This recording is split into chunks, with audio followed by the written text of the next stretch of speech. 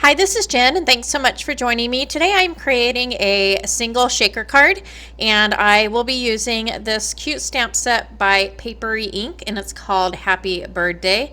I purchased this from the Not Too Shabby shop, so if you're interested, I will go ahead and link the stamp set below. There are several by this company that are super cute. I'm going to be using several 6x6 paper pads that I just pulled out of my stash. One is Dress My Craft, and the other is a DCWV. So I'm going to take this kind of a mint colored paper and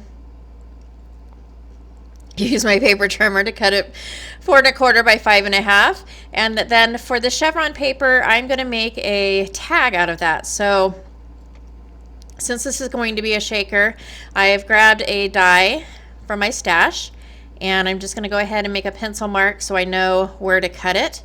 So I don't want the tag to cover the entire card, and so I'm going to trim it down a little bit so that it fits a little bit better on that card base without taking up a ton of room. So I'm going to take that piece and put it back into my trimmer to get it the size that I want. And then I'm just going to take a pair of scissors and clip off the corners at an angle to make a tag. I also take a hole punch and punch a hole in it because originally I was thinking that I would put a piece of twine through that, but I didn't end up doing that.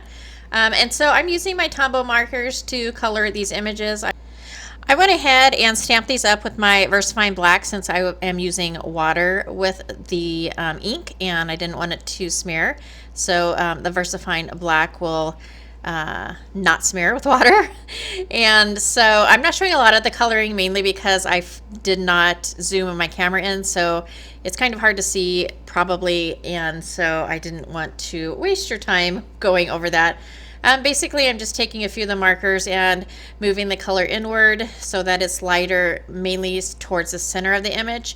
And the color scheme that I'm using is like a teal and a brown, so I've gone ahead and colored the cake and the banner and the party hats in those colors, and then I'm just coloring the little chicks in some yellows and some orange for the nose. And I did stamp these up and run it through my scan and cut to cut the images, and so it was super easy. I just stamped a whole bunch of them out and then ran it through my scan and cut. And then I'm just using a piece of packaging for my shaker window. So I'm going to go ahead and take my scissors and cut that to size, and then I will take my tape runner and go around the edges of that circle to make sure no shaker pieces get out. And then I'm just going to lay that piece of plastic packaging over that.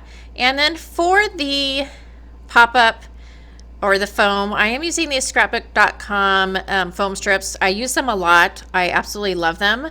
They're a great price and you get a bunch of them. These are 1/8 inch.